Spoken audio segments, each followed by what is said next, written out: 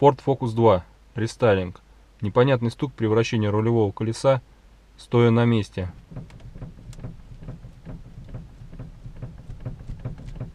Эта машина заглушена, сейчас заведем.